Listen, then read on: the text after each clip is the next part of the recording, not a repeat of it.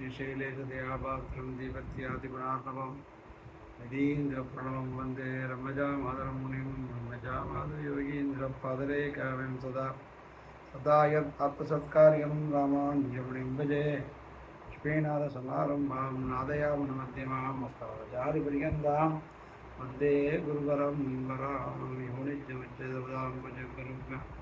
व्यामोहगतस्तदितराणितनाय मेणे अस्मद्गुरो भगवतो चिदैकसिन्धोः रामानुजस्य शरणं प्रपद्ये मातापितायुदयस्तनयायुदिगी सर्वज्ञदेवनेमेन वदन्यानाम् आद्यस्तनगुणे वगलाभिरामं श्रीमद्ददङ्गलेकलं प्रणमामि मूर्ध्नम् लोकगुरुं गुरुभिः सगपूर्वैः कूरकुलोत्तम दासमुदारं श्रीनकपद्य वीरामवरेशो दीप्रसयानगुरुञ्च भजेकं लोकाचार्यकृपे कृष्णपादाससुनवे संसारभोगिसन्तष्ट जीवजीवाधवे नमः लोकाचार्यकृपापात्रं कौण्डण्यकुलभूषणं समस्तात्मगुणावासं वन्दे कूरकुलोत्तमम् नमस्ते शैलनाथाय कुन्दीनगरजन्मने प्रसादलब्धपरमप्राप्य कैङ्कर्यशालिने लोकाचार्यपदाम्बोज राजहंसोगितान्तरं ज्ञानवैराग्यजलधिं वन्दे सौम्यवरं गुरुं श्रीजिह्वावधीश दासमलं वशेषशास्त्रविदं सुन्दरवरगुरु करुणाकन्दविदज्ञानमन्दिरं गणये श्रीमच्चडारिगणिजिराजसंविजामातृवाणगिरियोगिपदां च भक्तं सुत्यन्तयुग्मसुखबोधनसम्प्रवीणं रामानुजं मुनिवरं गुरुमाश्रयामः श्रीमच्चडारि यदिराजकृपावलम्बं सौम्यो भयन्द्रगगनाद्रिमुनीन्द्रभक्तं वेदान्तयुग्मविशदीकरणप्रवीणं रामानुजं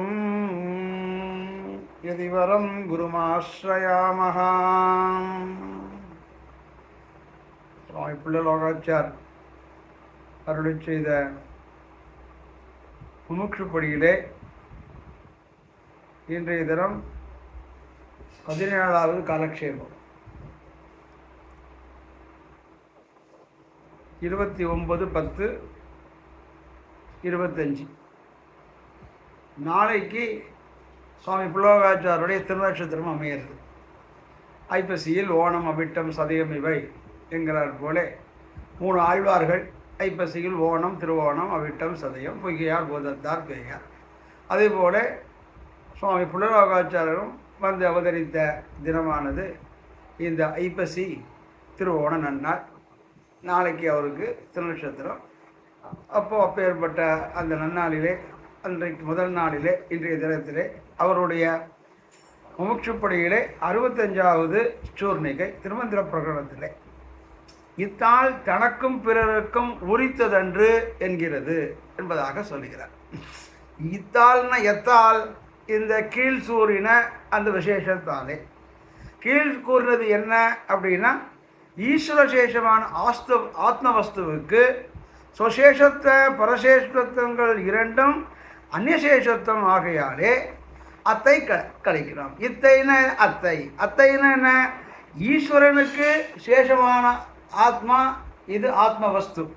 அந்த ஆத்மவஸ்துக்கு சுசேஷத்த பரசேஷங்கள் இரண்டும் அந்நியசேஷத்துவம் ஆகையாலே ஈஸ்வரனுக்கு ஆத்மாவான இந்த வஸ்து சுசேஷத்துவ தனக்கு தான் அடிமை என்று சொல்வதும் இல்லை தான் பிறருக்கு அடிமை என்று சொல்வதும் பரசேஷத்து இவை இரண்டும் அந்நியசேஷத்துவம். இதை தவிர்க்க வேண்டும். நான் எனக்கு அடிமைன்னு நினைக்கிறதோ இல்லை அந்த எம்பெருமானை தவிர மற்றவர்களுக்கு யாரோ அடிமைன்னு சொல்கிறதோ எம்பெருமானையும் பிராட்டியும் தவிர மற்றவர்களுக்கு சொல்கிறது அது அந்நியசேஷத்துவம் ஆகையாலே அந்த உபயத்தையும் அந்த இரண்டையும் இவ்வுகாரம் கழிக்கிறது என்று சொல்லி நிகழ்ச்சி ஊமால நடுவில் இருக்கிற பிராட்டி அதை கழிக்கிறதுனா அது பிராட்டி இருந்து நமக்கு புருஷாகார பூதையாக இருந்து நமக்கு வேண்டியதை வழி செய்வாள். இவ்வுபகாரம் கழிக்கிறது சொல்லி நியமிக்கிறார்.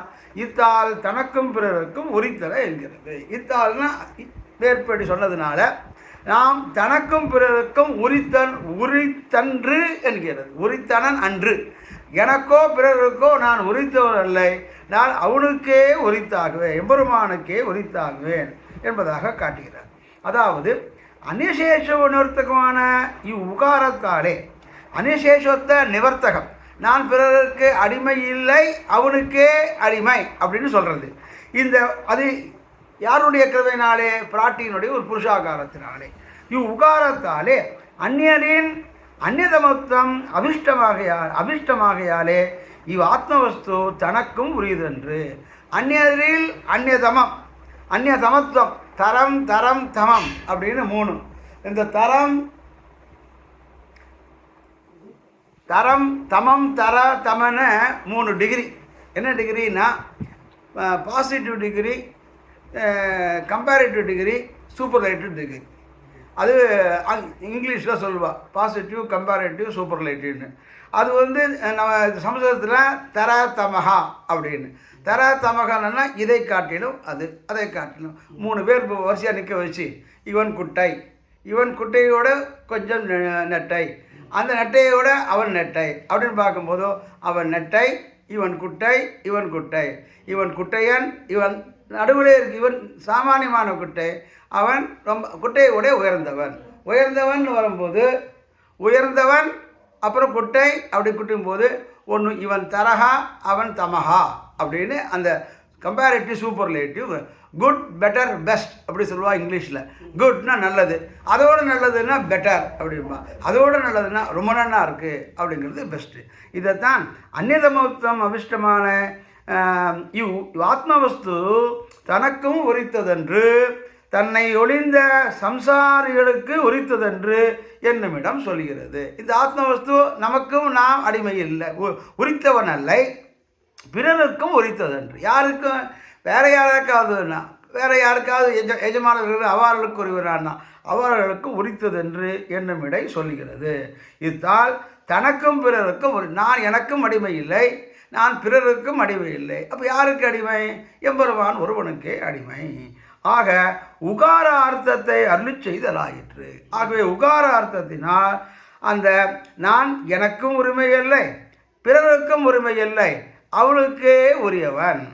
இத்தால் தனக்கும் பிறருக்கும் உரியதென்று என்கிறது. ஆக உகார அர்த்தத்தை அருளி செய்தலாயிற்று. இந்த உகாரத்தின் அர்த்தத்தை அருளி செய்தார். அனந்தரம் திருதீய அக்ஷரமான மகாரார்த்தத்தை அருளை செய்கிறார். மகாரம் என்று தொடங்கி இப்போ பிரணவத்திலே 3 அக்ஷரம் இருக்குது, ஓம், ஆ, ஓமா. அகாரார்த்தத்தை அருளை செய்தார். அப்புறம் இப்போ உகாரார்த்தத்தை அருளை செய்தார். இனிமேல் மேற்கொண்டு மகாரார்த்தத்தை அருளை செய்கிறார். மகாரம் 25ஆம் அக்ஷரமாய் ஞான வாச்சியமாய் இருக்கையாலே ஆத்மாவை சொல்கிறது. இந்த ஆவு மாலை ஆ எம்பெருமானை குறிக்கிறது, ஊ பிராட்டியை குறிக்கிறது, மா என்பது சேதனனை குறிக்கிறது. ஆக மகாரம் 25ஆம் அக்ஷரமாய் ஞான வாச்சியமாய் இருக்கையாலே ஆத்மாவை சொல்கிறது என்பதாக 66வது சூத்திரத்திலே காட்டுகிறார். மகாரம் இதெல்லாம் 25வது அக்ஷரம்ங்கிறார். அது எப்படி மகாரம் 25வது அக்ஷரம் ஆகும் அப்படின்னா, அது 25வது அக்ஷரமாக இருக்கிறது, ஞான வாச்சியமாகவும் இருக்கிறது. ஆகையாலே 25வது அக்ஷரமாகவும் ஞான வாச்சியம், ஆத்மாவுக்கு தானே ஞானம், ஞானாதிகரணம் ஆத்மா அப்படின்னு இருக்கு. ஆத்மாவுக்கு என்ன லட்சணம்னா ஞானம் உடைத்தா இருக்கிறது தான் ஆத்மா. இருக்கையாலே ஆத்மாவை சொல்கிறது என்பதாக காட்டுகிறார். இது எப்படி 25வது அக்ஷரம் எப்படி சொல்கிறது அப்படின்னா, இந்த சம்ஸ்கிருத அக்ஷரத்தில் எடுத்துக்கொண்டால் முதல்ல கவர்க்கம், காக்கா காக்கா, அப்புறம் சா சா சா சா சா சா, அப்புறம் காஞா சாஞா டானா, தவர்க்கம் தவர்க்கம், கவர்க்கம் ஆனால் காணால இருக்கிற வரிசையெல்லாம் கா க க க, அப்புறம் சவர்க்கம் சா சா சா சா, அப்புறம் டவர்க்கம் டா டா டா டானா, அப்புறம் பவர்க்கம் பா பா பா பாமா, அப்புறம் தவர்க்கம் தா தா தா தானா, அப்புறம் யாராலும் அது விட்டுருங்க யாராலும் வரும். இப்போ நமக்கு வேண்டியது இந்த மா எங்கே வருது அப்படின்னா, காக்கா காக்காங்க, சாச்சா சாச்சாங்க, சாச்சா டாட்டா டாட்டாண்ணா, தாத்தா தாத்தாண்ணா, பாப்பா பாப்பாம்மா, மா சொல்லும்போது இந்த காலேந்து மா எண்ணும் போது 25வது அக்ஷரம். இது 25வது அக்ஷரம். ஆகவே இந்த மகாரம் 25வது அக்ஷரமாய் ஞான வாச்சியமாய் இருக்கிறது. அப்படி இருக்கையாலே அது எதை சொல்லுகிறது என்றால் அது ஆத்மாவை சொல்லுகிறது என்பதாக காட்டுகிறார். இதுக்கு ஒரு எவிடன்ஸ் ஆகாரம் அதை சுவாமி மனோகர மாமனிகள் காமிக்கிறார். யஜுர் அஷ்டகம் அப்படின்னு ஒரு கிரந்தமாக, அது மாமனிகளுக்கு தான் தெரியும். அதில் பூதானிஜ கவர்க்கேன சவர்க்கேன இந்திரியானிஜ டவர்க்கேன தவர்க்கேன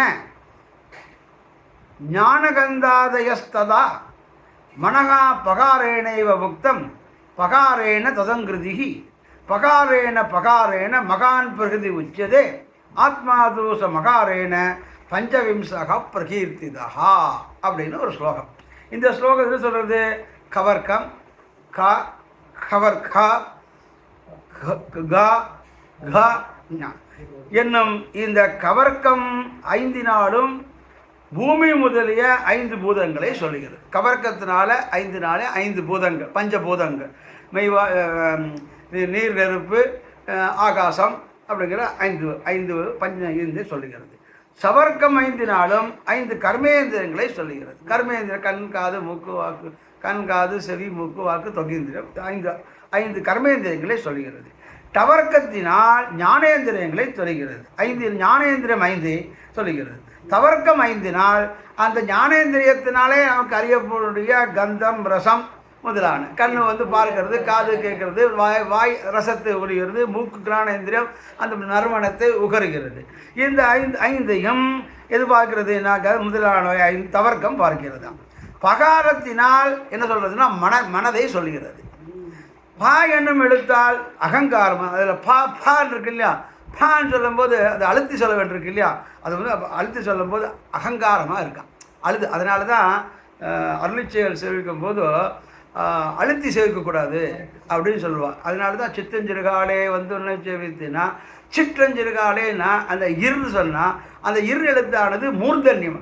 ஒவ்வொரு எழுத்தும் எந்தெந்த ஸ்தானத்திலேருந்து வருதுங்கிறது பாணினி வியாக்கரணத்தில் சொல்கிறார்.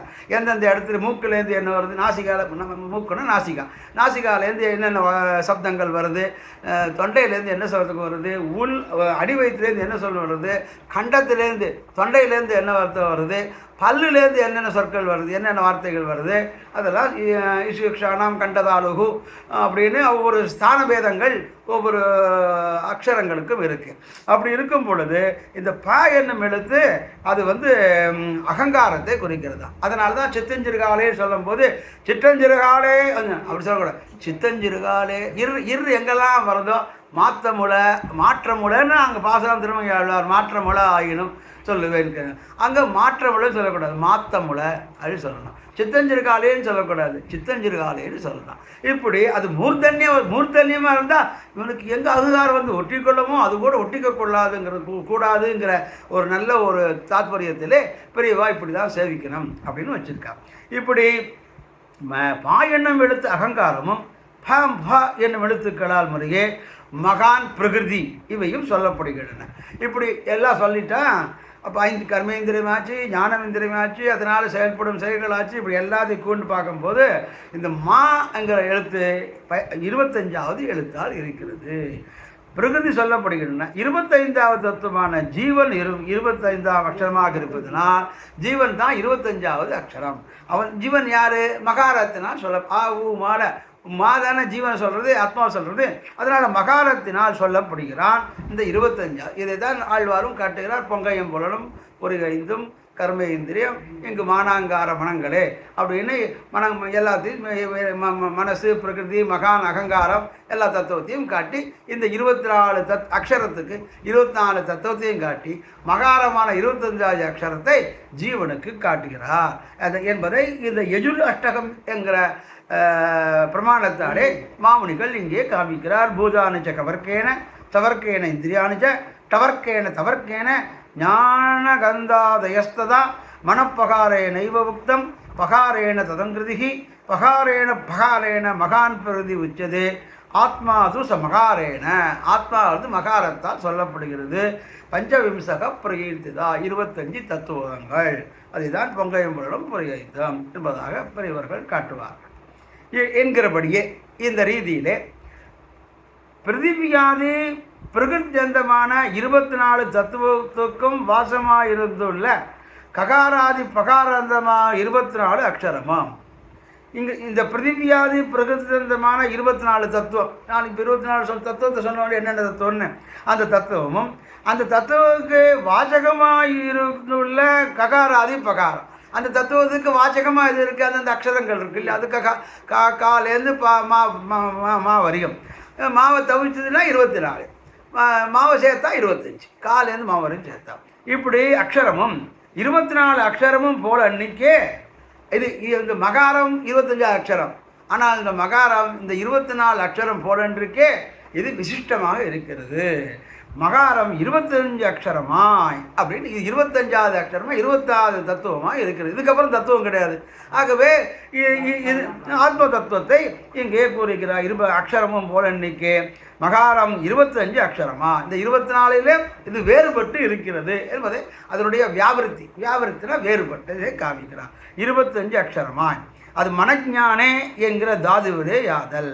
மனஜானேன்னு ஒரு தாது, அந்த மனஜானேங்கிறதுனாலே மனு அவபோதனை என்கிற தாதுவிலே யாதல் நிஷ்பண்ணம் ஆகையாலே. மனு அவபோதனைன்னு இன்னொரு சூத்திரம், அந்த தாதுவிலாலே நிஷ்பண்ணமான அதிலேருந்து வந்ததான ஞானவாச்சியமாக இருக்குது. இந்த ஆத்மா ஞானவாச்சியமாக இருக்குது. இந்த ஞானவாச்சியமாக இருக்கனாலே பஞ்சவிம்சோயம் புருஷா பஞ்சவிம்ச ஆத்மா பவதி என்று அடுத்த 2 ஆகாரங்களை சுவாமி மனோமாமணிகள் காட்டுகிறார்.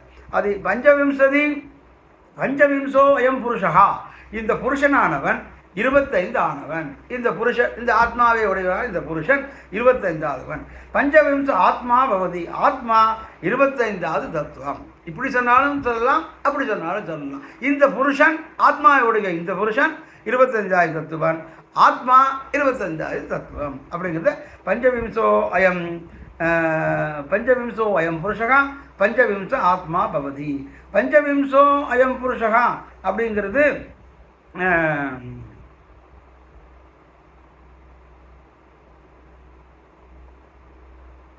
அது ஆகாரம் எங்கன்னு காமிக்கலை, இங்கே சொல்லியிருக்க.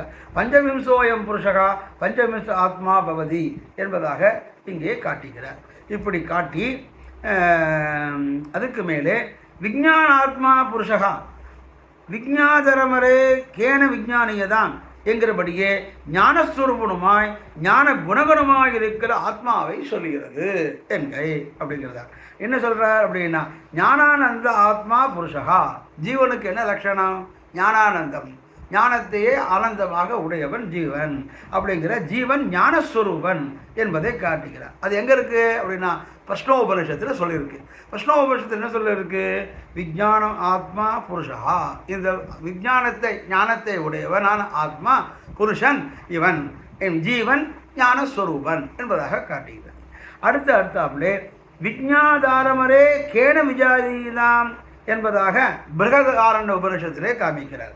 அதாவது, ஏ சீடனே, நீ அறிவுமனான ஜீவனை எதனால் அறியலாம், அறிவனான ஜீவனை எதனால் அறியலாம் என்பதாக விஜ்ஞாதாரமரே கேன விஜாயது, எதனால் நீ இந்த அறிவனான ஜீவனை நீ எதனால் அறியலாம் என்பதாக அந்த இடத்திலே காட்டுகிறார். அதனாலே என்கிறபடியே ஞானஸ்வரூபமாய் ஞான குணகுணமாய் இருக்கிற ஆத்மாவை சொல்லுகிறது. ஸோ இந்த ஆத்மாவுக்கு என்ன லட்சணம்? ஞானஸ்வரூபனாக இருக்கிறார், ஞானத்துக்கு குணகமாக இருக்கிறான், ஞானத்துக்கு குணகமாக இருக்கிற ஆத்மாவை சொல்லுகிறது என்பதாக காட்டுகிறார்.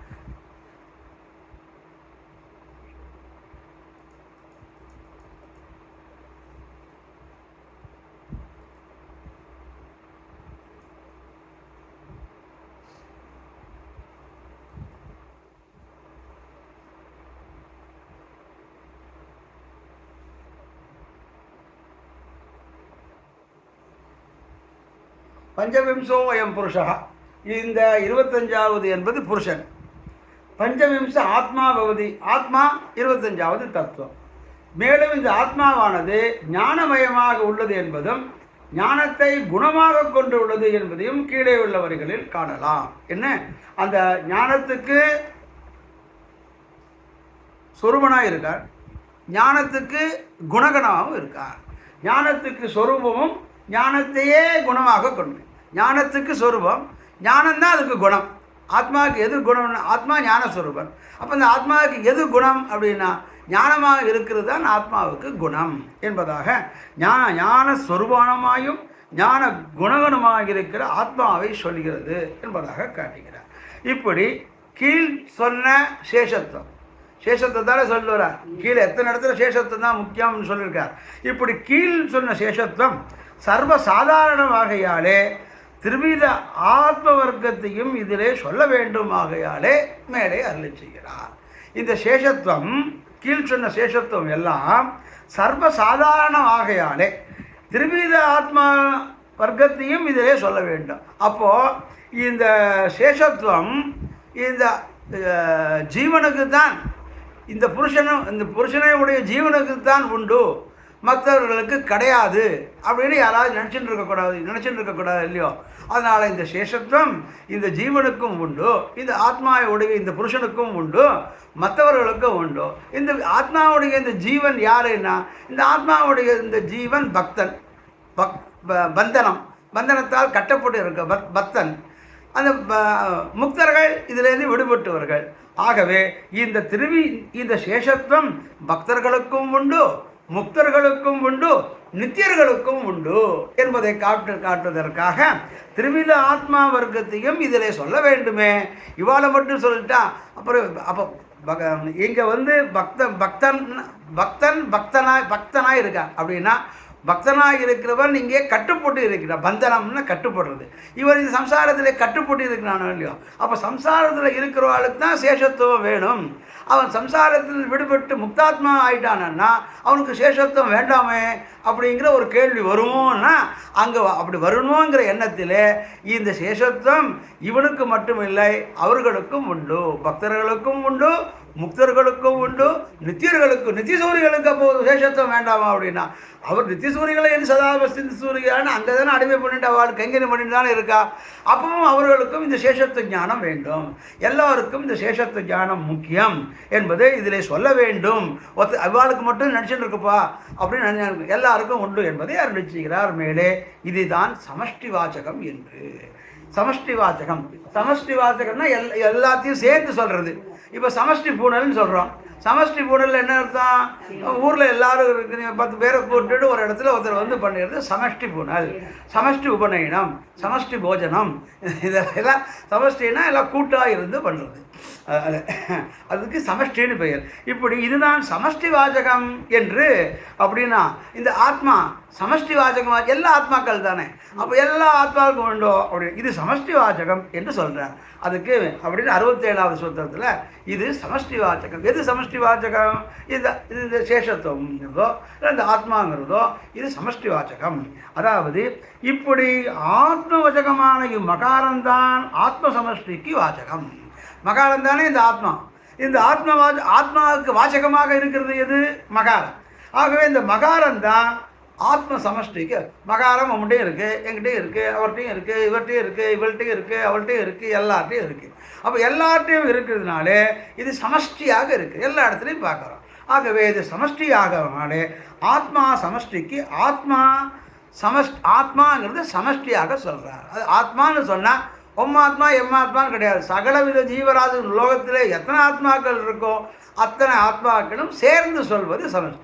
எல்லோருக்கும் சேர்ந்து ஒரு இடத்துல மனத்திலே போய் பூடல் போட்டால் அது சமஷ்டி உபநயனம் பெயர். ஆத்திலே இவர்களுக்கு வசதி இருக்குது, தனியாக போடுறா. அப்படி 2 பிள்ளை இருந்தால் 2 பிள்ளை சேர்த்து போடுவா. சில பேர் இந்த போடக்கூடாதும்பா.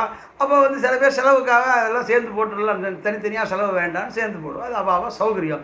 அப்படி தனித்தனியாக போடும்போது அவள் பணம் இருக்கிறவா போடுவா, இல்லாதவா எங்கே சமஷ்டி உபநயனம் நடக்கிறதோ அங்கே சென்று போடுவார்கள். சமஷ்டி உபநயனம் சரி. இப்போ சமஷ்டி கல்யாணம் நடக்கிறது. ஜெயலலிதா எத்தனோ சமஷ்டி கல்யாணம் பண்ணி வச்சாங்க. அதெல்லாம் சமஷ்டி கல்யாணம், திருக்கல்யாணம். இது வந்து சமஷ்டி உபநயனம். இது சமஷ்டி வாச்சகம். எந்த சமஷ்டினா எல்லா ஆத்மாவையும் இது சொல்கிறது. ஆகையினாலே இதுதான் சமஷ்டி வாச்சகம். அதாவது ஆத்மா ஆத்மா வாச்சகமான இம்மகாரம் ஆத்ம சமஷ்டிக்கு வாச்சகம். இந்த மகாரமானது ஆத்மா எல்லா ஆத்மாவுக்கும் வாச்சகம். அப்போது ஆத்மாங்கிறது ஏகவச்சனம், ஒருமை.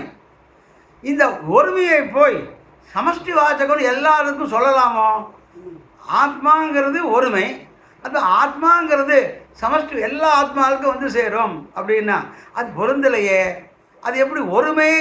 ஆத்மாங்கிற ஒருமையை நீ பன்மையாக சொல்லுகிற எல்லா மகாரமாகிய எல்லா ஆத்மவஸ்துன்னு சொல்கிறாரு, அது எப்படி பொருந்தும்? அது தட்டுறதே, அது சரியில்லையே என்று திருவள்ளுவத்திலே ஒரு சங்கை உதிக்குமே. ஆனால் என்கிற சங்கையிலே அருளி செய்கிறார் மேல் ஜாத்தியேக வச்சனம் என்று. அதாவது அடுத்த சூத்திரம் ஜாத்தியேக வச்சனம் அப்படின்னு.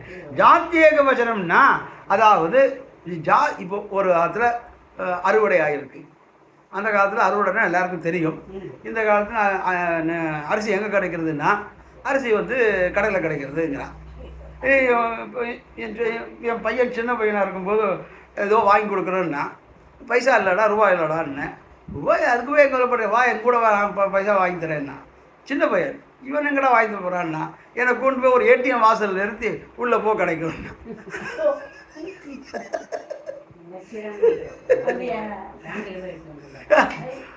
பணம் இல்லைன்னு ஏன் பணம் இல்லை, அங்கே போனால் கிடைக்கிறது, அங்கே போய் எடுத்துன்னு வான்னா. அதனால் அறுவடை ஆகி நெல் எங்கே கிடைக்கும்னா நெற்களஞ்சியத்தில் போனால் நெல் கிடைக்கும், ஏடிஎம்மில் போனால் பணம் கிடைக்கும். அவளுக்கு திருவள்ளம் சின்ன குழந்தைகளுக்கு.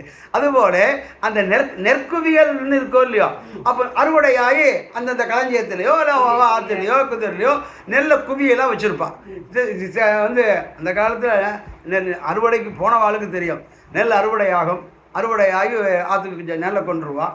மறுநாள் நெல் அறுவடை ஆகி அதுக்கு சூடுன்னு ஒரு மறுநாள் சூடு வச்சு ஏவம்பா. சூடுங்கிறது திருப்பி அந்த கதிர் அடித்த கதிரில் ஏதாவது மீதம் வச்ச ஒன்று ரெண்டு ஒட்டின்னு இருக்குமோ இல்லையோ, அதை மறுநாளைக்கு அந்த சூடு அடித்து அதுக்கு மேலே எரும மாடை மேலே நடக்க வச்சு இல்லை காளை மாடையோ நடக்க வச்சு அதனுடைய மிதித்தல் தன்மையினாலே அந்த இருக்கிற நெற்குவிகள் கீழே விழும்.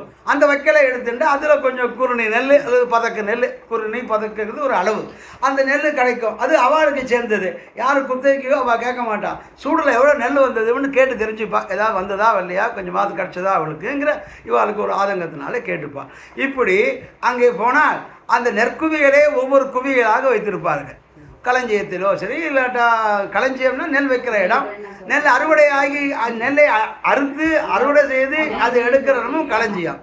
அந்த களஞ்சியத்தில் போனால் நெற்குவியல் இருக்குமோ இல்லையோ, அந்த நெற்குவியலில் அப்போ இது என்னது அப்படின்னா இது வந்து நெல் அப்படிம்பா. அப்போ நெல்லுங்கும் போது அது ஒரு நெல்லாக இருக்கு, ஏகப்பட்ட நெல் இருக்கும் இல்லையா ஒரு குவியலில். அதுபோல இது ஆத்மாங்கிற ஏகவச்சனமாக இருந்தாலும் அது ஒருமையை சொன்னாலும் அது பன்மையை குறிக்கும் என்பதாக சுவாமி மனோமாளவாணிகள் காட்டுகிறார். ஆகவே விரீகி சமூகத்தை சொல்லுகிறவர், விரீகினா நெல், அதனுடைய சமூகத்தை சொல்லுகிறவர், அந்த சமூகத்தை அந்த கூட்டத்தை நெல் குவியலாச்சு. அதை இது ஒரு நெல் என்றால் அந்த ஏகவச்சன ஜாதிபரமானார் போலே அது என்னது, ஒரு நெல் ஒரு குவியல். எத்தனை களஞ்சியம் நெல் இருக்குது? 7 களஞ்சியம் இருக்குது. 7 களஞ்சியத்திலும் நெல் இருக்குது அப்படின்னா அப்போ 7 களஞ்சியம் ஏகவச்சனம். இது ஒரு களஞ்சியம், இது ஒரு களஞ்சியம். அப்போ இதெல்லாம் ஏகவச்சனம் தானே. ஆனால் இந்த 7 சேர்க்கும்போது அது பகுவச்சனம் ஆகிடுறது 7ங்கும்போது 7. அதே மாதிரி ஒரு ஆத்மான்னு சொன்னால் ஏகவச்சனம். இது ஆத்மாவனுடைய கூட்டு, ஆத்மாவனுடைய சமஷ்டி அப்படிங்கும்போது அது பகுவச்சனம் ஆகாதோ அப்படின்னா அது ஆகும்.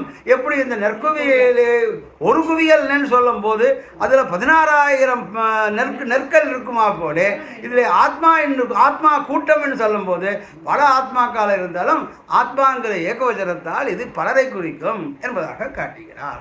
அந்த ஏகவச்சனம் ஜாதிபரமான அது ஒரு ஜாதி. என்ன ஜாதி அப்படின்னா இது ஒரு குவியல்ங்கிற ஜாதி. இது ஒரு குவியல், இது ஒரு குவியலில் குவிச்சு வைக்கிறது குவியல். இது ஒரு கூட்டம், அது ஒரு கூட்டம். இது ஆட்டு கூட்டம், இது மாட்டு கூட்டம், இது யானை கூட்டம், இது ஒட்டக கூட்டம்னா ஒன்று தானே. அப்போ யானை கூட்டத்தில் ஒரு யானையாக இருக்குது, பல யானைகள் இருக்குது இல்லையோ. அதுபோல இங்கேயும் ஆத்மா என்று சொன்னால் ஆத்மா ஒன்று தான். ஆனால் அந்த ஆத்மாக்களாகிய சகல ஜீவராசிகளும் அதனுடைய ஜாதியினாலே ஆத்மா ஒன்று. யானை கூட்டத்தினாலே யானை கூட்டம் ஒன்று தானே, யானைகள் பலம். ஆட்டு மந்தையிலே ஆட்டுக்கூட்டங்கள் நிறைய இருக்குது. ஆனால் ஆட்டுக்கூட்டம் என்பது ஒன்று. அதுபோல இங்கே ஆத்மா என்கிறது சமஷ்டியாக இருந்தாலும், அது ஏகவச்சனமாக அது இருந்தாலும், அது சமஷ்டியை சொல்ல தட்டில்லை. எப்படி இந்த நெல் குவியல் ஒரு நெல்லில் பல நெற்கள் இருந்தாலும் அது ஒரு நெல் என்று சொல்லுவோலே போல, அதனால தான் ஒரு நெல் சுத்தம்ங்கிறார் ஆழ்வார். திருமங்கை ஆழ்வார் சுத்தம் வேண்டாம், ஒரு நெல் சுத்தம் வேணாம். ஒருத்தருக்கு ஒரு நெல் இருக்கிறாப்புல ஒரு சுத்தமாக இருக்கும், பல சுத்தம் இருக்குமோ இல்லையோ. இந்த நெற்குவிகளை போல அங்கேயும் சுத்தங்கள் பல அத்தைகள் 10 பேர் இருப்பா, மாமாக்கள் 4 பேர் இருப்பா, அம்மாஞ்சிகள் 10-15 பேர் இருப்பா. அதெல்லாம் அது அம்மாஞ்சி கூட்டம், ராமானுஜங்கார கூட்டம், அப்பனைங்கார கூட்டம் அப்படின்னு கூட்டம் சொல்லும்போது அந்த வம்சத்திற்கவே நிறைய பேர் இருக்கா இல்லையா. அந்த கூட்டம் சொல்லும்போது ஒரு கூட்டம் தான், அந்த கூட்டத்தில் இருக்கிறவர்கள் பல பேர்கள் அப்படிங்கிறப்ப இது ஒரு நாள் என்றால் அந்த ஏகவச்சனம் ஜாதி பரமாக அந்த ஜாதியை குறிக்கிறது. இதுவும் ஆத்ம ஜாதி பரமான ஏகவச்சனம். இது என்ன ஜாதின்னு ஆத்ம ஜாதி. இப்போ கல்யாணத்துக்கு பொண்ணு பார்க்கணுன்னா இப்போ எல்லாம் கோத்திரமே பார்க்கறது. நீ டாக்டரா, நான் டாக்டர். நீ இன்ஜினியரா, எனக்கு நான் இன்ஜினியர். அந்தந்த அப்போ டாக்டர் ஜாதியாக போய் பொண்ணு பார்க்குறா. அந்த கலெக்டராக இருந்தால் ஐஏஎஸ் போட்டு ஐஏஎஸ்ஸாக போய் பொண்ணு பார்க்குறா. அப்போ ஐஏஎஸ் ஒரு ஜாதி ஆகிடுறது. அப்போ ஜாதி இரண்டுடைய வேறு இல்லை சாற்றங்கால் அப்படின்னா ஜாதி எப்படி ஒழிக்க முடிகிறது? இந்த ஜாதி இல்லாட்டா இன்னொரு ஜாதி வந்து தோன்றுறது. கலெக்டர் ஜாதி, ஐஏஎஸ் ஜாதி, இல்லாட்டா ஐபிஎஸ் ஜாதி, இல்லாட்டா சாஃப்ட்வேர் ஜாதி, ஆடுவேர் ஜாதி அப்படின்னு அந்தந்த ஜாதியடை வந்தா போல ஆத்ம ஜாதி பரமான இந்த ஆத்மவஸ்து ஏகவச்சனம். ஆகவே இம்மகாரத்தால் ஆத்மாவனுடைய விவகாரம் சொல்கிறது என்ன அருளை செய்கிறார் இத்தால் என்று தொடங்கி. ஆகவே இந்த ஆத்மாவிற்கு ஆத்மா பலவிதமாக இருந்தாலும், ஆத்மா என்கிற சமஷ்டி வாச்சகம் பல இருந்தாலும் ஆத்மா என்று சொல்வது ஒன்றே ஒன்று தான். ஆகவே இந்த ஜீவாத்மாவை குறிக்கும் மகாரம் என்பது அந்த ஆத்மாக்களின் பிரிவையும் குறிக்கும் என்பதாக காட்டுகிறார். ஆக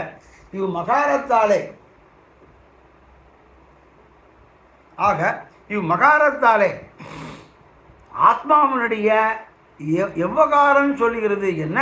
அப்போ இந்த ஆத்மாவினுடைய எந்த ஆகாரம் சொல்கிறது அப்படின்னா மேலே அருளி செய்கிறார் இத்தால் என்று தொடங்கி என்று 69வது சூத்திரத்திலே இத்தால்னா இதுவரையும் சொல்லதிலிருந்து ஆத்மா ஞாதாவென்று தேகத்தின் வியாபிருத்தி என்றும் சொல்லிட்டு. இதுலேருந்து என்ன தெரிகிறதுனா இந்த ஆத்மாங்கிறது என்ன அப்படின்னா ஆத்மா ஞாதா, ஞான குணகன் ஆத்மா, ஞானத்தை உடையது ஆத்மா என்றும், அந்த ஆத்மா ஆனது இந்த தேகத்தை காட்டிலும் வியாபிருத்தி சொல்லிட்டு. இந்த ஆத்மா இந்த தேகம்தான் ஆத்மான்னு நினச்சிட்டு இருக்கக்கூடாது. தேகம் ஆத்மா இல்லை. அதனாலே இந்த தேகத்தில் இருந்து வியாபிருத்தி சொல்லுகிறதுன்னு அதிலிருந்து இது வேறுபட்டு சொல்றது. அதில் காட்டிலும் இது வேறுபட்டது. இது அதிலே இருக்குங்கிறதுனால அதுதான் இது என்று நினைத்து கொள்ளக்கூடாது. ஆத்மா எங்கே இருக்கு? ஆத்மாவுக்கு குணம் என்ன? ஆத்மா ஞானகாரகன். ஆத்மாவே அந்த ஆத்மாவுக்கு ஞானம்தான் ஆத்மா, ஞானாதிகரணம் ஆத்மா அப்படின்னு இருக்கும் பொழுது ஆத்மா ஞாதாவென்று ஒத்துக்கொண்டு அது தேகத்திலே இருக்கிறது என்று நினைத்துக் கொள்வார்கள் சிலர் உண்டு. அதுதான் தேகாத்மாபிமானிகளுக்கும் ஆத்மஸ்வரூபந்தம் கைவந்த ரிஷிகளுக்கும் பர்வதபரமான ஓட்டை வாசி வரும் என்பதாக காமிக்கிறார் அங்கே ஈட்டினுடைய திருப்பாவை வியாக்கியானத்திலே முதலிலே. அப்படி தேகத்தில் இருந்து வியாபிருத்தியை சொல்லுகிறது. அப்படின்னா என்ன வியாபிருத்தி சொல்கிறது? அதிலிருந்து இது வித்தியாசத்தை சொல்லுகிறது என்பதாக ஆத்மா ஞாதாவென்று தேகத்தின் வியாபிருத்தியை சொல்லிட்டாங்க. இம்மகாரத்தால் ஆத்மானுடைய ஆகாரம் சொல்லுகிறது. இந்த சரி, மகாரத்தினால இந்த ஆத்மாவுக்கு என்ன ஆகாரம்? தேகத்திலே இல்லைன்னு சொல்லிட்டேன். நான் இந்த ஆத்மா தான் தேகம் நினச்சிட்டு இருந்தேன். ஆனால் நீ தேகத்திலிருந்து வியாபிருத்தியை வேறுபட்டு சொல்லுகிறது. அப்போ இந்த ஆத்மாவுக்கு என்ன ஆகாரம் அப்படின்னு கேட்குறேன். அதாவது பஞ்சவிம்சரமாய் ஞான வாச்சியமாய் இருந்தல் இம்மகாரத்தா. இந்த மகாரமானது பஞ்சவிம்சத்தின் 25வது தத்துவமாக இருக்கிறது, ஞான வாச்சியமாக இருக்கிறது. இந்த மகாரத்தால் சேஷத்துவ ஆசிரியமான ஆத்மா, இந்த ஆத்மா சேஷத்துவம் ஆசிரியமாக இருக்கிறது. ஞான ஆசிரிய பூதனானவன் ஞானாதிகரணம் ஆத்மா ஞானாத்மாவாக இருக்கிறது என்று அச்சேதனமான தேகத்தில் காட்டில் ஆத்மாவின் வியாபிருத்தியை சொல்லிற்றாயிற்று என்க. இந்த தேகம்ங்கிறது என்ன அப்படின்னா இது சரீரம். இந்த சரீரத்துக்கு ஆத்மா இருந்தால் தான் இதுக்கு மதிப்பு. இதுக்கு ஆத்மா இருந்தால் தான் பெயர் கோமலவள்ளி, சீவரமங்கை, அளவேடுன்னு பெயர். இந்த ஆத்மா இதை போயிருந்துன்னா அவன் என்ன கேட்பா, அதுக்கு பெயரே வேறு. அப்புறம் கோமலவள்ளி வாமி வந்துட்டாளா, சுதாவள்ளி வந்துட்டாளா, ரங்கநாயகி வந்துட்டாளா, சீவரமங்கை வந்துட்டாளான்னு கேட்க மாட்டான். அப்புறம் அது கேட்குறதே சரம திருவேணி வந்துடுதான்னு கேட்பான். அதுதான் அவளுக்கு இப்போ அவர் பெயர் எல்லாம் போயிடுது. அதே போல இந்த ஆத்மா ஞாதாவென்று தேகத்தில் வியாபிருத்தியை சொல்லித்தாயிற்று என்ன என்றால் மா என்னும் ஆத்மாவில் எந்த தன்மை குறிக்கிறது என்ற கேள்வி இவர்களுக்கு வருகிறது. அதற்கு விடை அருளிச்சுகிறார். இந்த ஆத்மா பஞ்சவிம்ச அக்ஷரமாய் 25 அக்ஷரமாய் ஞானவாச்சியமாய் இருந்துள்ள இம்மகாரத்தால் இந்த ஆத்மாவுக்கு ஏற்கனவே லட்சம் தான் சொல்கிறது. விசேஷத்துவம் உண்டு, இதுக்கு அடிமை தொழில் பண்ணுறது தான் இதுக்கு தொழில், இதுக்கு ஞானம் உண்டு, ஞான குணகனா உண்டு, ஞான ஆசிரியம் உண்டு, இன்னும் இத்தனையும் சொல்லியாச்சு. இப்படி சொல்லி சேஷத்துவாசிரியமான ஆத்மா ஞான ஆசிரியவன் என்று அச்சேதனமான தேகத்தில் காட்டின் ஆத்மாவையை வியாபரித்தியை சொல்லிட்டாயிற்று. அப்போது இப்போ இதெல்லாம் சொல்லும்போது இந்த ஆத்மா எங்கே இருக்குது? இந்த தேகத்தில். அப்போ இந்த தேகத்துக்கு தான் எல்லாம் உண்டுன்னு நினச்சிட்டுருவான். அது நினைக்கக்கூடாது அது என்பதாக அதற்கு சொல்லுகிறார். மேலே 25 அக்ஷரமாகவும் ஞானத்தை குறிப்பதாகவும் உள்ள மா என்னும் எழுத்து அடிமைத்தனத்திற்கு இருப்பிடமாய் உள்ள ஆத்மாவானவன். அந்த ஆத்மா ஞானத்திற்கு இருப்பிடம் ஆனவன். அவன் இருப்பிடமாவான் என்று விளங்கி அது தெரிந்திருந்தாலும் இதனால் மா என்னும் எழுத்து அச்சேதனமான உடலிற்கும் ஞானமயமான ஆத்மாவிற்கும் உள்ள வேறுபாட்டை கூறுகிறது. இந்த மகாரத்தினாலே இது ஆத்மவஸ்து, அது ஆத்மாவுக்கு தான் உண்டே தவிர தேகத்திற்கு கிடையாது, தேக சம்பந்தம் கிடையாது. இந்த தேகம் இல்லாட்டி போயிருச்சுன்னா, இந்த தேகம் என்ன ஆத்மா அந்த தேகத்தை விட்டு போயிடுச்சுன்னா இந்த தேகத்திற்கே அந்த பெயர் கிடையாது. அப்போ தேகத்துக்கே அவன் சொல்கிற பேர் கிடையாதுங்கும் போது அதுக்கு உண்டான ஆசிரியத்துவமான குணங்களும் அதுக்கு உண்டான ஞானமும் அதுக்கு உண்டான குணமும் எல்லாம் தன்னிடையே போயிடும். இது இருக்கிறதுனால அதுக்கு பெயர், இது இல்லாட்டா இவளுக்கு பெயரே போயிடுமே. அப்புறம் இவனுக்கு ஞான ஆசிரியம் ஏது, இவனுக்கு குணாசிரியம் ஏது, ஒன்றும் கிடையாது என்பதை அருளி செய்கிறார்.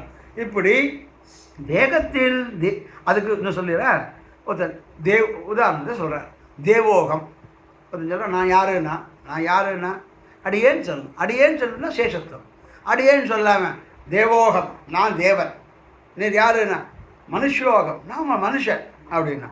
ஸ்தூலோகம் நீ யாருன்னா நான் குண்டாக இருக்கிறவன்.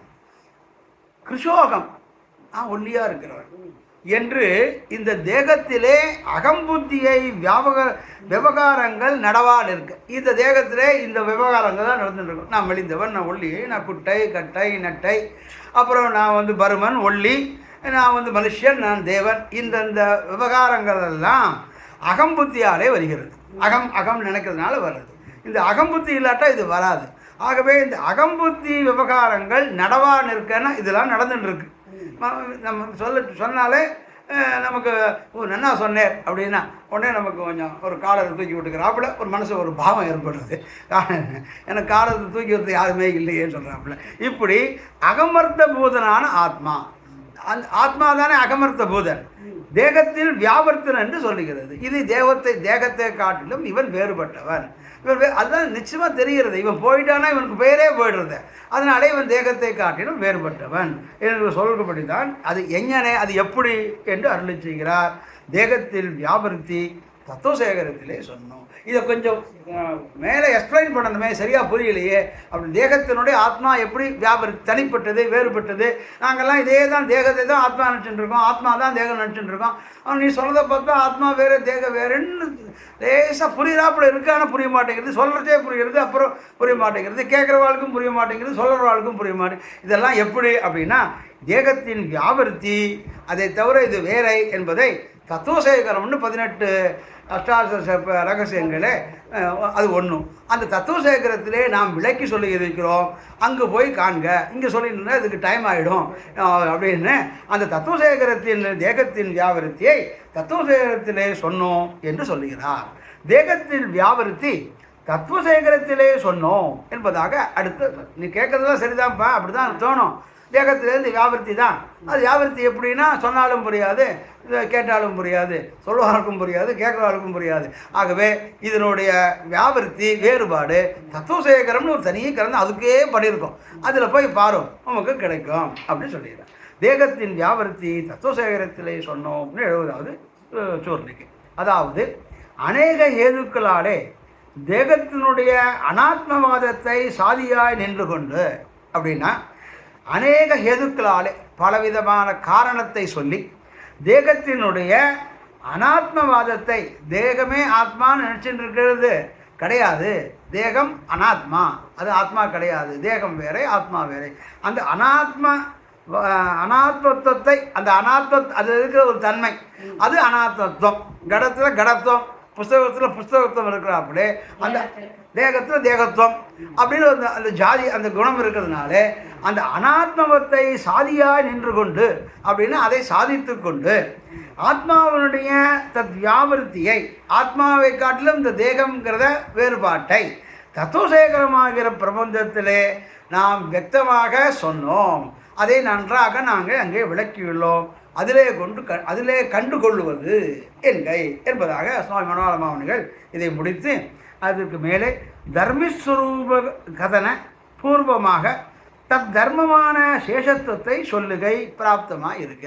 இப்போ ஆத்மாவை காட்டிலும் தேகம் வேறுபட்டது, தேகம் வேறு ஆத்மா வேறேன்னு சொல்லிட்டு இருந்தால் அதுக்கு இன்னும் நிறைய விவரணம் பண்ண வேண்டியிருக்கும். அது ஏற்கனவே சுவாமி பிள்ளலோகாச்சாரியா தத்துவசேகரம் என்ற கிரந்தத்திலே அருளி செய்திருக்கிறார். அங்கே சென்று காங்கன்னு சொல்லி அடுத்து மேலே தர்மஸ்வரூப கதனபூர்வமான தத் தர்மமான சேஷத்துவத்தை சொல்லுகை பிரார்த்தனை. நமக்கு இங்கே என்ன சொல்லணும்? சேஷத்துவம் தான் முக்கியம். சேஷத்துவம் யாருக்கு? அது பக்தர்களுக்கும் முக்தர்களுக்கும் நித்தியர்களுக்கும் முக்கியம். அதை நாம் சொல்லுகை பிராப்தமாக இருக்க அந்த மகார வாச்சியமான இந்த ஆத்மா சேஷத்துவங்கிறது தான் முக்கியம். அதைத்தான் சொல்லணும். இது அதை காட்டிலும் வேறுபட்டது, அதை சொல்லிட்டு போனால் இன்னும் இந்த கிரந்தம் பெருசாகும். அதையெல்லாம் ஏற்கனவே சுவாமி பிள்ளலோகாச்சாரியார் தத்துவசேகரம் என்கிற கிரந்தத்திலே அருளி செய்திருக்கிறார். ஆகவே அங்கே சென்று காண்டு கொள்க என்று இப்படி பிரணவந்தனிலே பிரதமம் சேஷத்துவத்தை சொல்லி, ஆகவே பிரணவத்திலே எது முக்கியம்னா முதலே முன்னம் பிரதமத்திலே சேஷத்துவத்தை சொல்லி, சேஷத்துவத்தை முதலிலே சொல்லி பின்னை ஆத்மாவை சொல்லுவானன் அப்படிங்கிறார். ஏன் சேஷத்துவத்தை சொல்லி ஆத்மாவுக்கு என்னென்னா சேஷத்துவம் தான் ஆத்மாவுக்கு முக்கியம் அப்படின்னு சொல்லி சேஷத்தை சொல்லி ஆத்மாவை சொல்லுதை ஆத்மாவை எதுக்கு சொல்லணும் அப்படிங்கிற ஒரு சங்கை, ஒரு கேள்வி அப்படின்னா அப்படி சொல்லுகைக்கு ஹேதுவை அருளி செய்கிறார். எதுக்கு அப்படி சொல்லணும்? சேஷத்து அடிமைதான் முக்கியம், அடிமையை உடையது ஆத்மா.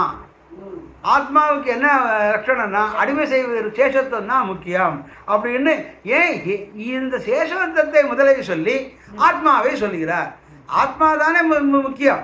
அப்போ ஆத்மாவை முதலே சொல்லி இந்த சேஷத்தை பின்னாடி சொல்லாமே எதுக்கு இந்த சேஷத்துவத்தை முன்னே சொல்லுகிறார் என்பதாக ஒரு அதுக்கு ஏன் அப்படி சொல்லணும் அப்படின்னு ஒரு கேள்வி வந்ததுன்னா அதுக்கு ஹேதுவை அருளி செய்கிறார். அடுத்த சூத்திரத்திலே மனத்தையும் இத்தியாதி வாக்கிய திரயத்தாலே அப்படிங்கிறதுக்கு ஏன் அதுக்கு சொல்லணும் அப்படிங்கிறதுக்கு காரணம் காட்டுகிறார். அடுத்த சூர்ணிகளே 71வது சூர்ணிகை. மனத்தையும் ஒளியையும் கொண்டு பூவையும் ரத்னத்தையும் விரும்புமா போலே சேஷம் என்று ஆத்மாவை ஆதரிக்கிறது. அது அல்லாத போது உயிரினால் குறைவிலம் என்கிறபடியே தியாஜ்யம். அது தோன்ற சேஷத்துவத்தை சொல்லி பின்னை ஆத்மாவை சொல்லுகிறது அப்படிங்கிறது அதுக்கு பதில் சொல்கிறேன். இப்போ கேள்வி என்ன? ஏன் சேஷத்துவத்தை முதல்ல சொல்லணும், ஆத்மாவை முதல்ல சொல்லி அப்புறம் சேஷத்தை சொல்லாமோ அப்படின்னா அது ஏன் சொல்கிறாங்கிறதுக்கு காரணத்தை காட்டுகிறேன். என்ன காரணம்னா மனத்தை இத்தியாதி வாக்கியத்தானே மனத்தையும் ஒளியையும் கொண்டு பூவையும் ரத்தனத்தையும் விரும்புமா போல. ஒருவன் ஒரு பூ இருக்குது, ஒரு பூவை விரும்புகிறான். மல்லிகைப்பூ இருக்குது, தாளம்பூ இருக்குது, அதை விரும்புகிறான். எதனாலே விரும்புகிறான்?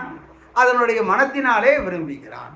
அப்போது பூவை விரும்புகிறானா மனத்தை விரும்புகிறானா? பூவை விரும்புகிறான். அந்த பூவிற்கு மனம் இல்லாவிட்டால் அந்த பூவை விரும்ப மாட்டான். ஆகவே மனத்தை வைத்து கொண்டு அந்த பூவை விரும்புமா போலேயும் ஒருவன் ஒரு ரத்தினம் கொடுக்குறான். அந்த ரத்தினம்னா அந்த ரத்தினத்திலே அதனுடைய ஒளிவானது டால் அடிக்கிறது. அந்த ஒளியை கொண்டு அவன் அந்த ரத்தினத்தை விரும்புகிறான்.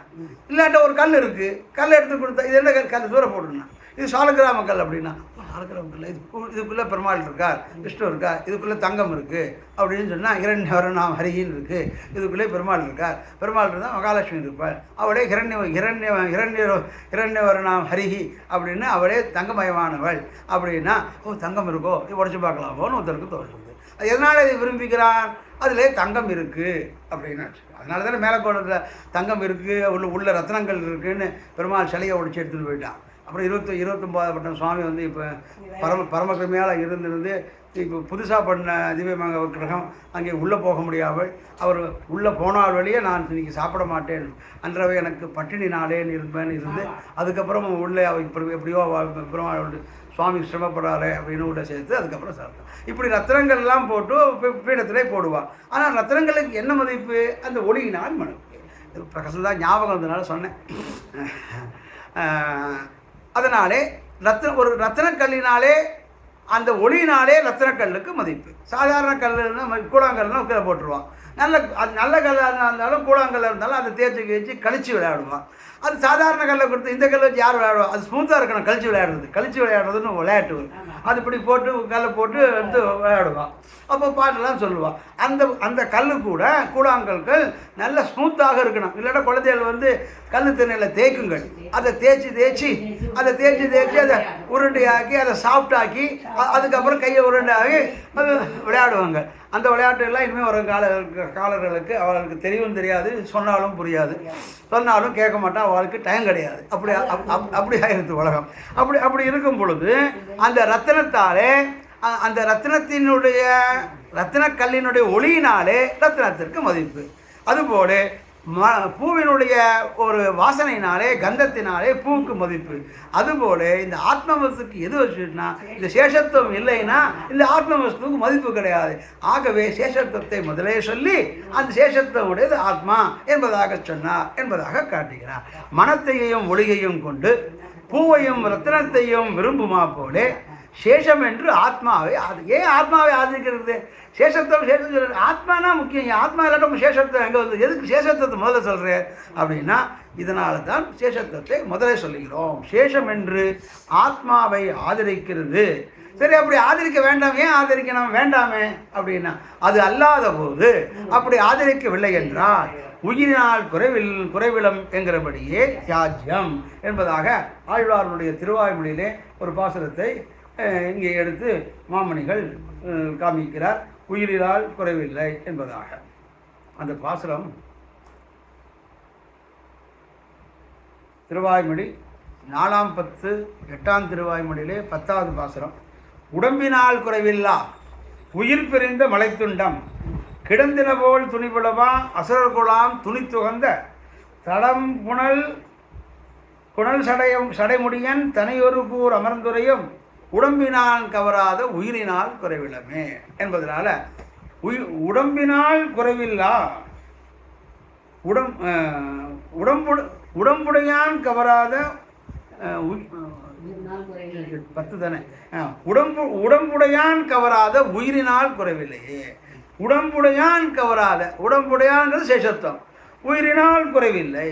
உயிரினால் குறைவில்லைக்கு முந்தி என்ன போடுறாருன்னா உடம்புடையான் கவராத, உடம்பை உடையவர் என்ன? சேஷத்துவத்தை உடையவன். அந்த சேஷத்துவம் இல்லைன்னா அந்த உயிருக்கும் பிரயோஜனம், அந்த ஆத்மாவுக்கும் பிரயோஜனம் இல்லை என்பதை காட்டுகிறார். ஆக இப்படி அது தியாஜ்யம்னா அது வேண்டாம், அது கலிய கடவுதை விட்டுவிட வேண்டியது. அது தோன்றுவதற்காக சேஷத்துவத்தை சொல்லி பின்னை ஆத்மாவை சொல்கிறது என்பதாக காட்டுகிறார்.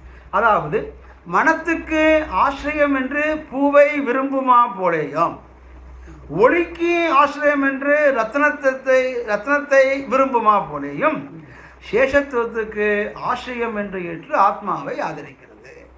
ஒருத்தனையே மலரை விரும்புகிறான், ரத்னத்தை விரும்புகிறான்னா அதனுடைய ஒளியையும் அதனுடைய மனத்தையும் வைத்து, அதுபோல ஆத்மாவை ஒருத்தன் விரும்புகிறான் என்றால் எம்பெருமான் இந்த ஆத்மாவை இவனை கரைமரம் சேர்க்க வேண்டும் நினச்சிட்டான்னா அப்போது அவனோட கடாட்சம் என்ன, இவன் சேஷத்துவம் பூர்த்தியாக இருக்கிறான், ஆகவே இவனை நம்ம கை கொள்ள வேண்டும், இவனுக்கு இனிமேல் மறுபருவி ஒழித்து இவனை தன் தாளனை கீழ் கொள்ளும் அப்பன் என்பதாக காண்கிறார். அப்படி இந்த சேஷத்துவத்துக்கு ஆசிரியம் என்றாயிற்று இந்த ஆத்மா. ஆகவே ஆத்மாவை ஆதரிக்கிறது. சேஷம் என்ற ஆத்மாவை, அது சேஷத்துவத்துக்கு ஆசிரியம் என்ற ஆத்மாவை ஆசிரிக்கல, சேஷத்துவத்துக்கு ஆசிரியமாவுடைய அந்த ஆத்மாவை ஆதரிக்கிறது. சாதாரண ஆத்மாவை ஆதரிக்கணும். சேஷத்துவம் இருக்கக்கூடிய அந்த ஆத்மாவை ஆதரிக்கிறது. சேஷத்துவ ஆசிரியம் அல்லாத போது அது இல்லைன்னா உயிரினால் குறைவில்லா என்று பகவத் சேஷத்துவ ரகிதமான ஆத்மாவால் அபேட்சை உடையோம் அல்லோம் என்பதாக காமிக்கிறார்.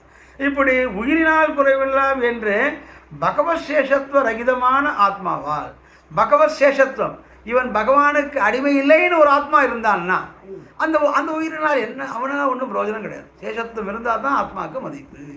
ஆகவே பகவத் சேஷத்துவ ரகிதமான ஆத்மாவால் பகவானுக்கு அடிமை செய்ய வேண்டும் என்ற எண்ணமும் அந்த செயலும் இல்லாத ஒரு ஆத்மாவிற்கு அவன் அபேட்சை உடையோம் அல்ல, எனக்கு அதை வேண்டான்னு தள்ளிடுவான். அப்போ மாறி பல பிறப்பும் பிறந்து அடைய இழந்து உள்ளந்து போ, நீ இன்னும் நிறைய பிறந்து அப்புறம் மாறி பல பிறப்பும் பிறந்து அடிய இழந்து பகுனான் ஜன்மனா வந்தே ஞானவான் மான் பிரபத்தியதே. இந்த கண்ணன் கீதையில் சொல்கிறாப்புல பலவிதமான பிறவிகள் எடுத்து புல்லாய் புழுவாய் பூண்டாய் அப்படி திருப்பி வாழ்றான். அப்படி அபேட்சம் உடையோம் அல்லோம் என்கிறபடியே தியாஜ்யனாய் விடும்பத்தனை, அவனை அப்படியே வேண்டாம் அப்படின்னு விட்டுருவான். யார் இவனுக்கு சேஷத்துவம், இவன் ஆத்மாதான், ஆத்மாதான், இவனுக்கு இன்னும் சேஷத்துவம் வரலையே, இவனுக்கு சேஷத்துவம் வரட்டும், இன்னும் அடுத்த பிறவியில் ஒரு ப்ரமோஷன் கொடுப்போம். அதாவது புழுவாக இருக்கிறவன் ஒரு ஆமையாக பிறப்பான், ஆமையாக இருக்கிறவன் மிருகமாய் பிறப்பான், மிருகமாக இருப்பவன் மனிதனாய் பிறப்பான், மனிதனாக இருக்கிறவன் மனுஷ ஜாதியிலே பிறப்பான், இல்லை தேவ ஜாதியிலே பிறப்பான். இப்படி ஒவ்வொரு ப்ரமோஷனாக கொடுத்து கடைசி பிரமோஷத்தில் இவனுக்கு சேஷத்துவத்தை இவனுக்கு உண்டாக்கி அதுக்கப்புறம் இவனுக்கு ஏதோ ஒரு நாள் என்னைக்கோ கொடுப்பான், அதுக்குள்ளே யுகாந்தரம் ஆகிடும் அப்படி. ஆகவே தியாஜம் விடுவித்தலை, இவனை தியாஜம் பண்ணிவிடும். ஆகவே சேஷத்துவம் இல்லாத ஆத்மாவுக்கு பிரயோஜனம் இல்லை. இப்படி இருந்துள்ள சேஷத்துவத்தின் ஊற்றம் தோற்ற, இப்படி இருந்துள்ள சேஷத்துவத்தின் ஊற்றம் தோற்ற, அந்த சேஷத்தினுடைய ஊத்தத்தை தோற்றுவதற்காக சேஷத்தை விதை சொல்லி ஆத்மாவை பின்னே சொல்லுகிறார். சேஷத்தை முந்திர முன்னம் ஏன் சொல்லி பின்னை ஆத்மாவை சொல்லிட்டு, எதற்காக முன்னே சொல்லணும்னு கேள்வி கேட்டே இல்லையோ, இதனால தான் சேஷத்துவத்தை முன்னே சொல்லி ஆத்மாவை பின்னே சொல்ல வேண்டும் என்பதாக காண்கிறார். பதத்திரையாத்மகான இப்பிரணவத்தால் சொல்லி தலைக்கட்டின அர்த்தத்தை அருளி செய்கிறார். ஆக என்று இப்படி இப்போ அகார வாக்கியத்தையும் சொல்லிட்டார், உகார வாக்கியத்தையும் பிராட்டி வந்து சொல்லியாச்சு. இப்போ மகார வாக்கியமான இந்த ஜீவாத்மா பற்றி சொல்லியாச்சு. இது எத்தனாவது தத்துவம், எத்தனாவது எழுத்து, இதனுடைய பிறகு என்ன, இது சேஷத்துவம் இருந்தால் தான் இதுக்கு இந்த ஆத்மாவுக்கு மதிப்பு. இப்படி பதத்திரையாத்மகான இப்போ பதத்திரைய அப்படின்னா 3 ஊமா, இந்த பதத்திரைய ஆத்மமான இப்பரணவத்தை சொல்லி தலைக்கட்டின அர்த்தத்தை அருளி செய்கிறார். ஆக என்று, ஆக என்னன்னா இப்பரணவத்தால் இப்போ இது சொல்லி முடிச்சாச்சு. அகார வாட்சியான எம்பெருமானுடைய பெருமையும் சொல்லியாச்சு, உகார வாட்சியமான பிராட்டியினுடைய பெருமையும் சொல்லியாச்சு, மகாரத்தினுடைய அர்த்தத்தையும் அதனுடைய சேஷத்துவத்தையும் அது இதுதான் முக்கியம் என்பதையும் சொல்லியாச்சு. ஆகையினால் இந்த பிரணவத்தால் என்ன தெரிஞ்சுட்டேன், இவ்வளோ தூரம் சொல்லியிருக்காரு, இதில் வந்து என்ன சொல்லியிருந்தார் அப்படின்னா, கண்ணபுரம் ஒன்று உடையானுக்கு அடியேன் ஒருவருக்குரியேனோ என்கிறபடியே ஜீவபர சம்பந்தத்தை சொல்லிட்டு இத்தால் தெரிந்து கொள்வது நமக்கு என்னவென்றால், அதாவது கீழ் சொன்ன எல்லாவற்றாலும் பிரணவத்தால் கண்ணபுரம் ஒன்று உடையானுக்கு என்று சதுர்த்தந்தமான அகாரத்தையும், கண்ணபுரம் ஒன்று உடையானுக்கு அப்படின்னு கூ இருக்கு இல்லையா, கூ தான் சதுர்த்தி, 4வது வேற்றுமை, நாராயணுக்கு அவனுக்கு, கண்ணபுரம் உடையானுக்கு, கண்ணபுரம் ஒன்று உடையானுக்கு ஆழ்வார் திருமங்கை ஆழ்வார் திருக்கண்ணபுர பாசனத்திலே அருளி செய்கிறார். அது என்ன பாசனம்,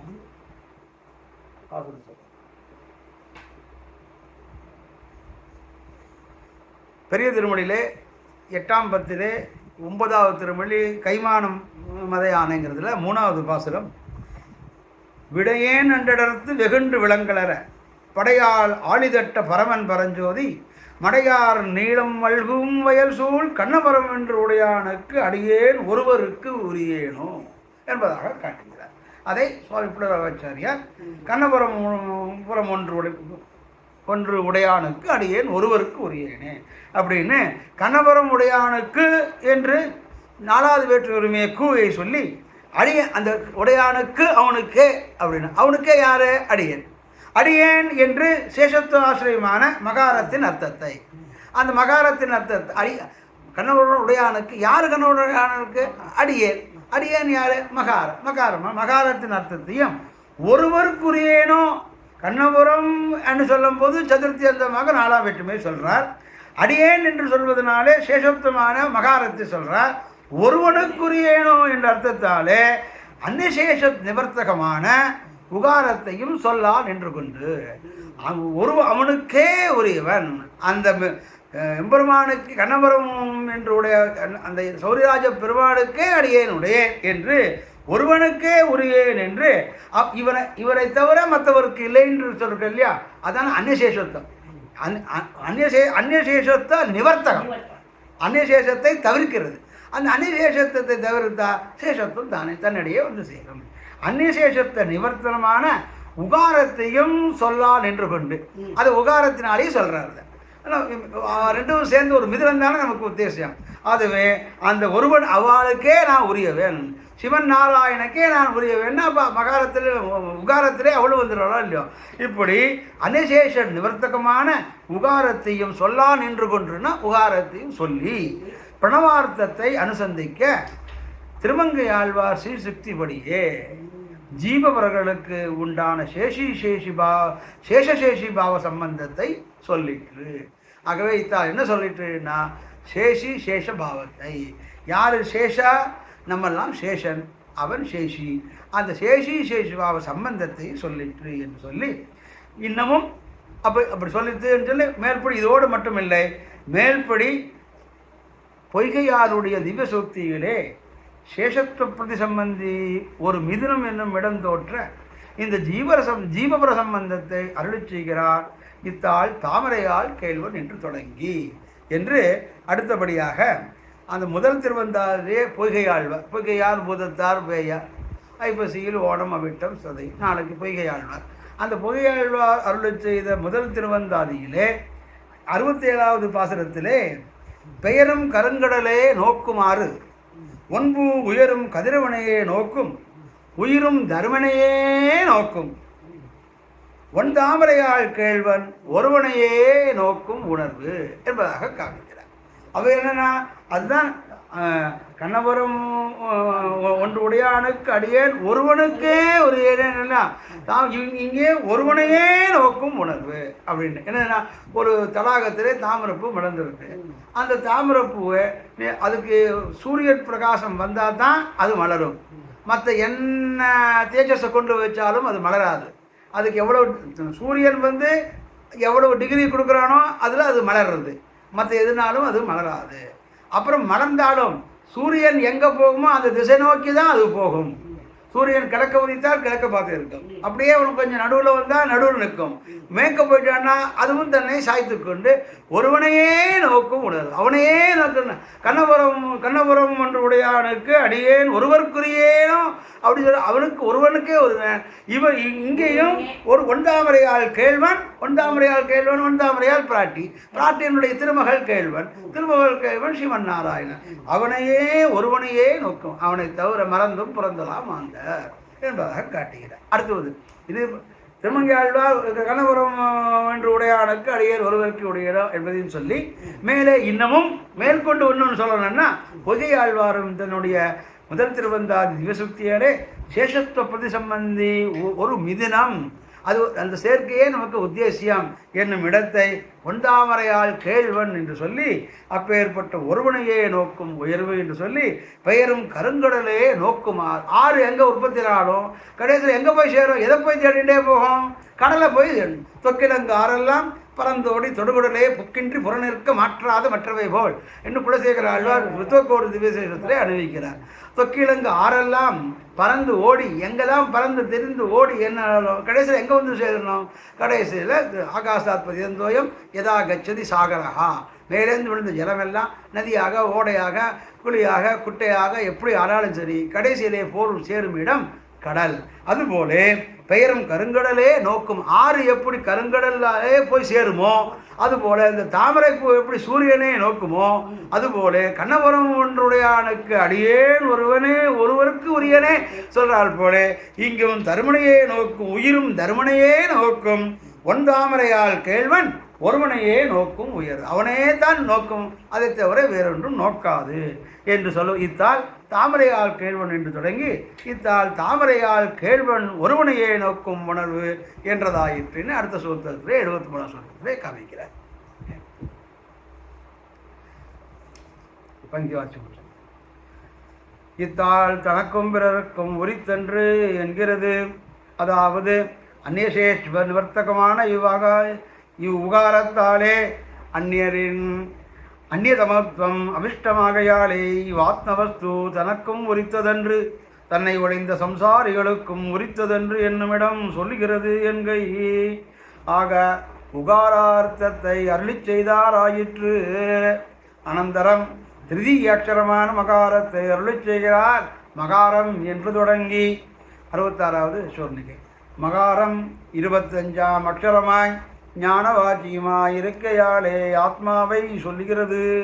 அதாவது பூதானிஜ கவர்க்கேன சவர்க்கேன இந்திரியானிஜ டவர்க்கேன தவர்க்கேன ஞானகந்தா தயஸ்ததா மனஹா பகாரேணைவ புக்தம் பகாரேண தங்கிருதிகி பகாரேண பகாரேண மகான் பிரதி உச்சது பிரகிருதி உச்சதே ஆத்மா தூசமகாரேண பஞ்சவிம்சகா பிரகீர்த்திதா என்கிறபடியே பிருத்திவியாதி பிரகிருத்தியந்தமான 24 தத்துவத்துக்கும் வாசகமாயிருந்துள்ள ககாராதி பகாராந்தமான 24 அக்ஷரமும் போலன்னிக்கே மகாரம் 25 அக்ஷரமாய் மனஜானே என்கிறதாதுவிலே யாதல் மனு அவபோதனே என்கிறதாதுவிலே யாதல் நிஷ்பன்னம் ஆகையாலே ஞானவாச்சியமாயிருக்கையாலே பஞ்சவிம்சோ அயம் புருஷக பஞ்சவிம்ச ஆத்மா பவதி என்கிறபடியே பஞ்சவிம்சகனாய் விஜானாத்மா புருஷக விஜாதாரமரே கேன விஜானியாத் என்கிறபடியே ஞானஸ்வரூபமாய் ஞான குணகணமாயிருக்கிற ஆத்மாவை சொல்லுகிறது என்கை. கீழ் சொன்ன சேஷத்துவம் சர்வசாதாரணம் ஆகையாலே திரிவித ஆத்ம வர்க்கத்தையும் இதிலே சொல்ல வேண்டும். ஆகையாலே அருளிச் செய்கிறார். இதுதான் சமஷ்டி வாச்சகம் என்று 67வது சொல்லி இதுதான் சமஷ்டி வாச்சகம். அதாவது இப்படி ஆத்மவாச்சகமான இம்மகாரந்தான் ஆத்ம சமஷ்டிக்கு வாச்சகம் என்கை. ஏகவச்சனம் சமஷ்டி வாச்சகம் ஆகுமோ என்கிற சங்கையிலே அருளிச் செய்கிறார். ஜாத்யேகவச்சனம் என்று 68வது சூத்திரம். ஜாத்யேகவச்சனம் அதாவது விரீகி சமூகத்தை சொல்லுகிறவன் இது ஒரு நல் என்றால் அந்த ஏகவச்சனம் ஜாதிபரமானார் போலே இதுவும் ஆத்மஜாதிபரமான ஏகவச்சனம் என்கை. இம்மகாரத்தால் ஆத்மாவினுடைய எவ்வாகாரம் சொல்லுகிறது என்ன அருளிச் செய்கிறார். இத்தால் என்று தொடங்கி இத்தால் ஆத்மா ஞாதாவென்று தேகத்தின் வியாவிருத்தி சொல்லிற்றாயிற்று. அதாவது பஞ்சவிம்ச அக்ஷரமாய் ஞானவாச்சியமாய் இருந்துள்ள இம்மகாரத்தால் சேஷத்வாசிரயமான ஆத்மா ஞானாஸ்ரய பூதனானவன் என்று அச்சேதனமான தேகத்தில் காட்டில் ஆத்மாவின் வியாவிருத்தி சொல்லிற்றாயிற்று என்கை. தேவோகம் மனுஷோகம் ஸ்தூலோகம் கிருஷோகம் என்று தேகத்திலே அகம்புத்தி விவகாரங்கள் நடவா நிற்க அகமர்த்த போதனான ஆத்மா தேகத்தில் வியாவிருத்தன் என்று சொல்லுகிறபடிதான் எஞ்ஞனே என்ன அருளைச் செய்கிறான். தேகத்தில் வியாவிருத்தி தத்துவசேகரத்திலே சொன்னோம் என்ன. அதான் 70வது சூர்ணிகை. தேகத்தில் வியாவிருத்தி தத்துவசேகரத்திலே சொன்னோம். அதாவது அநேக ஏதுக்களாலே தேகத்தினுடைய அனாத்மவாதத்தை சாதியாய் நின்று கொண்டு ஆத்மாவினுடைய விருத்தியை தத்துவசேகரமாகிற பிரபந்தத்திலே வியக்தமாக சொன்னோம். அதிலே கண்டுகொள்வது என்கை தர்மிஸ்வரூபகதரபூர்வகமான தற்கர்மமான சேஷத்துவத்தை சொல்லுகை பிராப்தமாயிருக்க இப்பிரணவந்தனிலே பிரதமம் சேஷத்துவத்தை சொல்லி பின்னை ஆத்மாவை சொல்லுவான் என்கிற சங்கையிலே அப்படி சொல்லுகைக்கு ஹேதுவை அருளை செய்கிறார். மனத்தை இத்தியாதி வாக்கியத்திரயத்தாலே 71வது சொன்னிகை. மனத்தையும் ஒளியையும் கொண்டு பூபையையும் ரத்தனத்தையும் விரும்புமா போலே சேஷமென்று ஆத்மாவை ஆதரிக்கிறது. அல்லாத போது உயிரினால் குறைவில்லம் என்கிறபடியே தியாஜ்யம். அது தோன்ற சேஷத்துவத்தை சொல்லி பின்னை ஆத்மாவை சொல்லுகிறது. அதாவது மனத்துக்கு ஆசிரியம் என்று பூவை விரும்புமா போலேயும் ஒளிக்கு ஆசிரியம் என்று ரத்னத்தை விரும்புமா போலேயும் சேஷத்துவத்துக்கு ஆசிரியம் என்றாயிற்று ஆத்மாவை ஆதரிக்கிறது. சேஷத்துவ ஆசிரியம் அல்லாத போது உயிரினால் குறைவிலம் என்று பகவத் சேஷத்வரகிதமான ஆத்மாவால் அபேட்சை உடையோம் அல்லோம் என்கிறபடியே தியாஜ்யனாய் விடுமித்தனை.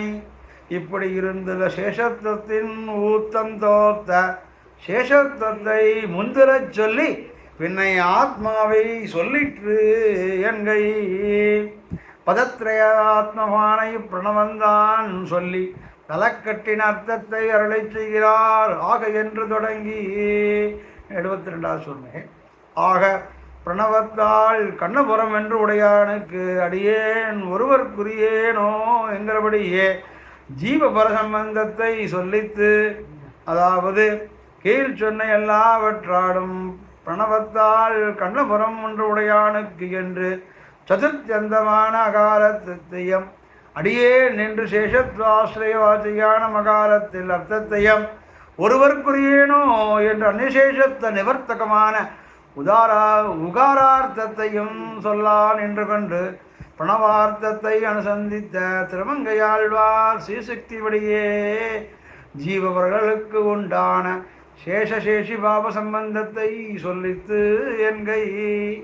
இன்னமும் பொய்கையாருடைய திவ்ய சூக்தியாலே சேஷத்துவ பிரதிசம்பந்தி ஒரு மிதிரம் என்னுமிடந்தோத்த இந்த ஜீவபர சம்பந்தத்தை அருளை செய்கிறார்.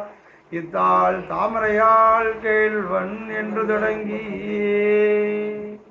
அடுத்தது சூத்திரம் நாளைக்கு. போதிலுலகாசிரியன் கூறுகுலோத்தமதாதர் தேதில் திருமலையாழ்வார் செங்குளவை மணவாளர் ஒதுபகல் திருநாவியருடைய பிரான் தாதருடன் போத மணவாள மாமணி பொன்னடிகள் போத்துவனே.